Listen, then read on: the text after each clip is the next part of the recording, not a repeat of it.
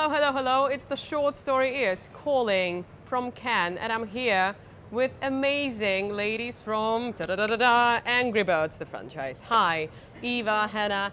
In a nutshell, in one sentence, what do you do at Rovio? In a nutshell, I'm the head of brand operations for the Angry Birds brand. So I take care of. It sounds so cool. First of all, like, it's a dream job. Continue. Yeah, exactly. That's how I feel about it as well. So that's actually in a nutshell, in a very small nutshell. Just It's have a a cool dream job. in a lot of ways. But yeah, I make sure that all of the brand initiatives go from point A to point B. I look over our strategic roadmap, make sure that we tick all the brand alignment boxes, and just overall cover the brand. Yeah. Hanna? I'm the vice president of Transmedia at Rovio, so we're part of Sega. I'm running the Transmedia unit for mainly Angry Birds, but we do operate with the Sega Transmedia as colleagues as well. So it's a really cool place to be at. I look at everything from the film and animation to licensing, occasion-based entertainment, the IP, the brand, biz dev, and you name it. It's a lot of fun partnerships and products and collaborations, whatever we do. I mean, what's not to like? Awesome. So this is the question that has been sitting in the back of my head for the past 24 hours. What happens to the pigs when they pop? That is a good question. That's how we always start. Digging deep. So this is the industry where we actually think about it. We do have a YouTube episode about this. So we have a series called Angry Birds Slingshot Stories. You'll find the link So below. You have to actually watch that and find that episode on our channel to watch what happens to them. So they pop and then they go to this kind of mayhem and they pop somewhere up again, and then you have to watch. Ah, so it's what never happens. ending. It's not the end of the We're not pig, gonna spoil but it here. pops. Great question, though. It's at the very core of the brand, the Absolutely. conflict between Yeah. the birds and The pigs, complexity is so there. yeah, I really love that. Yeah. That's what we that's want. great. So Angry Birds started as a game about Angry Birds and the pigs. It is now a Hollywood movie, among all other things, and now it's a Transmedia IP with a box office of more than $500,000. What decisions made it possible so that it grew into this massive thing? Yeah, we started off 15 years ago, and I think goes without saying with every business that you need a little bit of talent, you need a little bit of luck, you need a little bit of coincidences, and and all Magic of that in happens. order to actually build a successful business. But I think what's at the very core of it has always been this willingness that Rovio has, willingness to grow, willingness to actually expand the IP, willingness to tell all those stories to people around us. So that's actually what I think that has gotten us this far, and at the very core of how we operate as a company as well. And of course, when we saw the potential after the first successes, the vision was always to expand the brand as much as possible, and to embrace the narrative and tell those transmedia stories through as many platforms as possible. So that's definitely a very integral part of how Angry Birds was built. So we try to build these onboarding ramps between the different products so that people would, for example, go from our games to our movies, and then from our movies to our animated series. And I think those exact onboarding ramps that we managed to build actually grew our brand awareness to 96% globally. So yeah. So was it intentional from the very beginning to build a Transmedia IP? Did you know, from the start that this is going to grow into this massive universe of I things? guess there was also an element of surprise. Yeah. Aha. We really benefited from the devices, the touch screens coming in the market, and when the game. So when did it start happening? Was it 2000? Yeah, 13, 14. 2010s, and there was a big boost of mobile gaming starting at that era, right? Yeah. And then Angry Birds being one of the first IPs, but I think there was also a huge demand for licensed merchandise at that point. Yeah. To Okay. a point where we couldn't deliver everything. Everybody wanted to make a deal with Angry Birds, so I think there was this crazy era. and we really were riding the phenomena.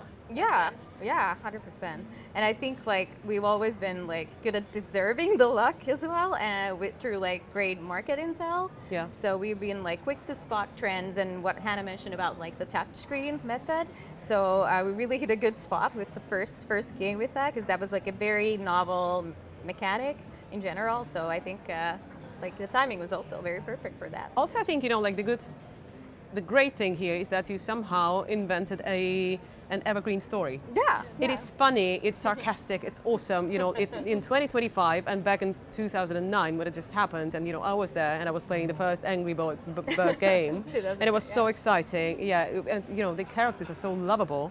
Like that's a part of the whole universe of things. You know, when you have the foundation and when you have the characters so well crafted, and it's so much fun. Yeah. Maybe that's the winning point from the start. Yeah, that's such a big part of it, like the narrative, the characters, and like the conflict between the birds and the pigs, as I mentioned. Like that's what people really love about the brand, and that's what we really try to embrace and emphasize when we tell these stories to people. So yeah. That's how you started yesterday. Like we are from Finland, we're one of the happiest countries in the world. Yet we invented Angry Birds. Yeah, we need to. I mean, we use the anger for good purposes. You know, that's a way to channel your anger. Maybe that's like the best anger management tool in the world right now, right? Yeah, exactly. Okay, so now games, TV, movies, merch, everything. How do you maintain brand consistency across that massive field of different things? Well, first of all, I think It's quite a challenge. It's a challenge, I will say. But at the end of the day, like we do take brand consistency, brand identity, our story, our narrative, our lore very seriously. And obviously, like part of that comes from the fact that our fans, like they're very hardcore. Like we have such a strong community, amazing community of people like built around this IP. And they're very quick, for example, to spot if something's like off or something's like not canon, for example. So that's why we really like need to make sure that everything's consistent. And we also have our brand pillars. What are those? We have 6 brand pillars. That's actually one of them. Funnily enough, the conflict between the birds and the pigs is definitely one of them.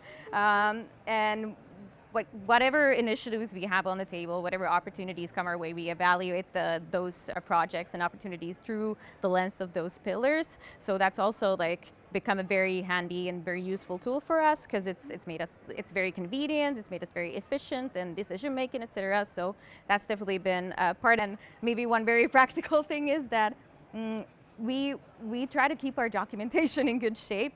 And that's like a very big part of how we maintain consistency, how we manage this brand globally. Guidelines, you know, it's all there. Yeah, exactly. Outlining the limbless. Yeah, the limbless and the birds with the hands and feet. Yeah. We worked on that for 1.5 years now. We did like a thorough brand revamp in terms of building up the new brand guidelines and all the documentation. So I think we're in a good state. It's blueprint for the brand. Yeah, it's been 15 years, and it's good to kind of come back and review. Like, hey, what is our next 10 years roadmap? Well, how are we gonna build the brand strategy? What's the brand guideline and the brand book and everything? All that is kind of now done, the foundation to continue the path forward. Okay, like this is this interesting case where your fandom is growing together with the brand of Angry Birds. Again, you know, it started in 2009. I remember that, and here we are in 2025 talking about Angry Birds and the expansion and the growth and everything. Has the fandom changed over the years? Do you see any new trends, and do you see how they are shaping the community in a bit of a different way nowadays, because there's so much going on, and like the way they are consuming culture is probably a bit different to what it was 15 years ago? Oh, so for sure, yeah. So we have the 96% brand awareness, right? So when we do a feature film, it's obviously that Not jealous at all. family title. 96%, Jesus. You have the kind of kids and the families who can all enjoy co-viewing, because we typically build the jokes on different levels for different age of people. So that's how we reach like everybody. So that's how they know. I mean, the games and the movies and the big kind of mass media beats are the ones where at the top of the funnel reach a lot of people. And then, you know, you can build different experiences when you go deeper into the funnel for then up to since the beginning. So there's all these different layers. Yeah. Yeah. that's actually pretty hard to try to think of. So hard, Like yeah. what map, what goes where. Yeah, how we like navigate with media audiences. We have this say that we have everything from cradle to grave, so that's what we've also always used. And then. But if we would like define it, we would say we have the families with kids, Yeah. the gamers and nostalgia, and the teens and young adults. Kind of three baskets of Okay. three groups of That audience. makes a lot of sense. So obviously with this 96% of brand awareness, which is like, oh, how? You are expanding into different cultures. Obviously, like people in different countries and in different, again, cultures, they are consuming Angry Birds as the product, whether that's a movie or it's a game or whatever. Like, how are you building your localization attempts to make sure that it translates in the right way to different cultures, different audiences, different age groups? Eva will have a proper answer. I'll give you one. Yay! So, I mean, when we do our animated shorts as an example, actually the characters don't talk. Non-dialogue. So they make a lot of different kind of noise, and they have their own. We have an Angry Birds vocabulary actually for the voiceover. Yeah. So they have their little tweetspiku kind of they say, which don't mean anything in any language. So they kind of like make these sounds and Okay, and safe that's- space. It's kind of we have tons of these shorts in the market on YouTube and on other platforms probably. It's kind of fun. That's like the comedy is based on the physical comedy and like the jokes and the storytelling with gestures and so forth. So that's universal. It travels everywhere, and it's kind of you laugh even though you're a child or a grown up. Like the pigs as like kind of like minions, like an evil group. Yeah. You know, they're Again, universally understandable. yeah, Lovely. they're a bit funny. They're technically savvy and they build all stuff. So there's some really, like Mechanical engineer. yeah, I mean, it's easy to tap into that. But I'll give Eva to give the proper answer. That was a very proper answer. And what's great is that we've always been like, because we are a global company and we are a global IP, we've always been very interested in these like cultural uniquenesses.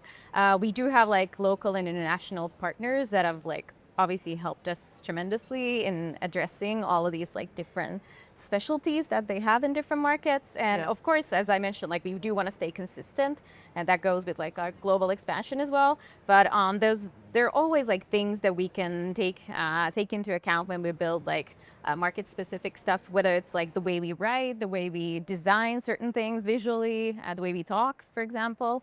And again, like a very practical thing, but documenting all of this helps so tremendously, because when we then distribute this like internationally, it helps everyone, like both internally and externally, to actually like follow the same narrative, follow the same lore, follow the same guidelines. So yeah.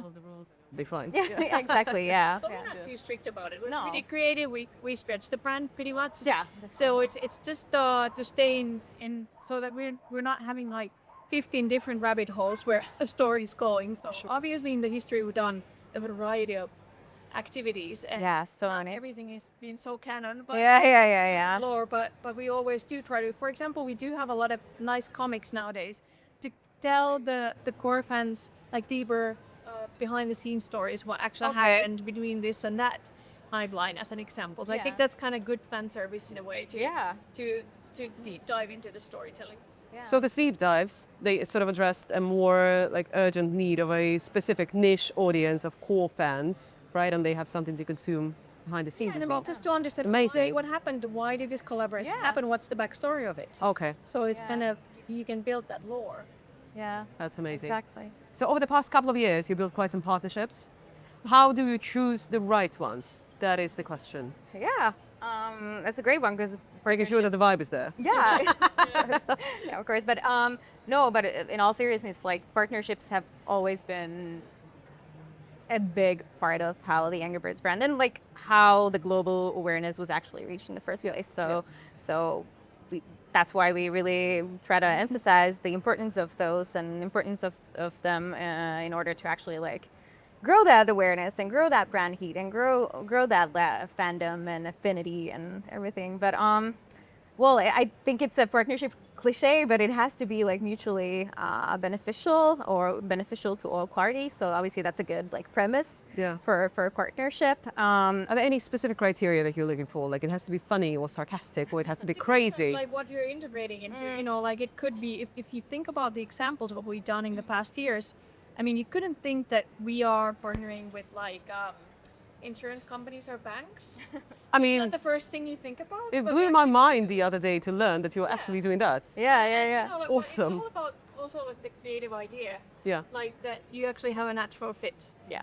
And I think one of the great partnerships in the late couple of years that we've had now is Angry Birds and Topgolf as an example. Yeah. Okay. So you don't have to be a golfer to go to Topgolf. It's just a really fun experience to play golf with your friends. But at the same time, you're playing the Angry Birds game. Yeah. So and by the way, the Sega IP Sonic is there right now as well. So we Yeah. both IPs are there. But it's a really fun way to kind of play the game digitally and physically play golf at the same time. Yeah. So there's a great fit, and the ball shaped characters and the ball shaped, like Yeah. Rings a bell. yeah, it rings a bell. Or now we have Legends of Learning educational games for kids. So it's learning material in the US. So you can learn physics and maths by the trajectory of the Uh-oh. interfly. Nice. It's a really nice fit. And I think it might be fun. I mean, at least if I think back to my times at school, I would have enjoyed, learning physics or math Yeah. with like the characters. Absolutely. And helping to make it a bit more fun. Yeah.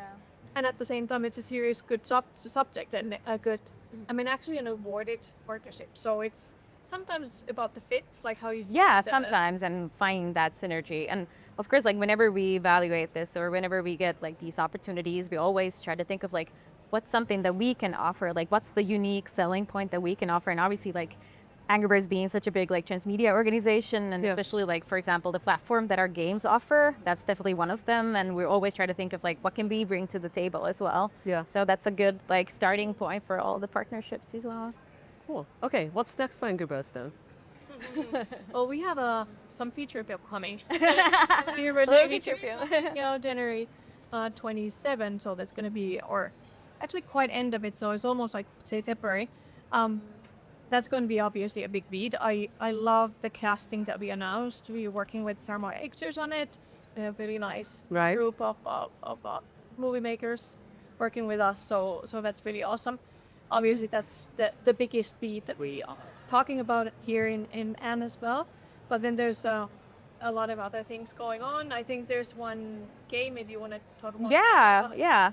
So we're launching Angry Birds Bounce to Apple Arcade. Okay. It's a very interesting one. Definitely, we actually just went out with the news about it, and it actually introduces the largest Angry Birds roster in a game Wow. history. So that's very cool. Yeah, and then of course we constantly try to develop our live games so that we would bring fresh opportunities to the players and something new week in, week out. And we do have big plans for our live games and everything that we want to develop within that sphere as well. So that's how we see at the very core of it. And then of course we've always worked with content initiatives. We keep on producing a lot of short form content, YouTube content, and we were one of the first ones who really did deep dive into that. We had even a service inside the games back in the days called Tools TV. So Yeah. to put the short animation in Yeah. the game. So we have a long history of doing animated content to tell the backstories of the games and to tell all kinds of stories. And then there's all kinds of brand collaborations. I think our business development is working on quite interesting projects for the future. There's a lot of lies, can't tell yet, so stay tuned. But obviously it's we're building a long-term roadmap here. Cool. That sounds incredibly exciting. I'm excited. Catch Angry Birds the movie in January in all cinemas. Stay in the loop. Join the flock. Cheers.